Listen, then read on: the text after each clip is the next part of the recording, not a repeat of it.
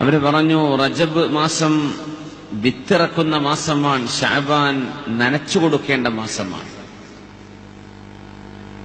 റമളാൻ കൊയ്തെടുക്കേണ്ട മാസമാണ്. റമളാൻ അടുത്തെത്തി നമുക്കൊക്കെ അറിയാം.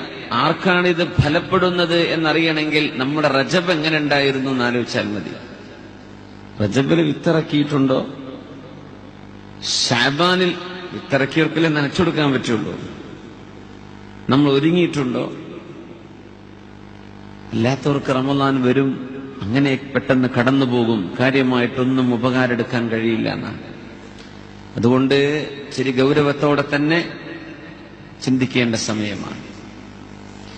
എല്ലാ ദിവസത്തിലും അള്ളാഹുലേക്ക് നമ്മുടെ കർമ്മങ്ങൾ ഉയർത്തപ്പെടുന്നുണ്ട്. എല്ലാ ദിവസവും അസ്ർ നിസ്കാരത്തിന്റെ സമയം നമ്മുടെ അമലുകൾ അള്ളാഹുലേക്ക് മലക്കുകൾ കൊണ്ടുപോകുന്ന, മലക്കുകളോട് അല്ലാഹ്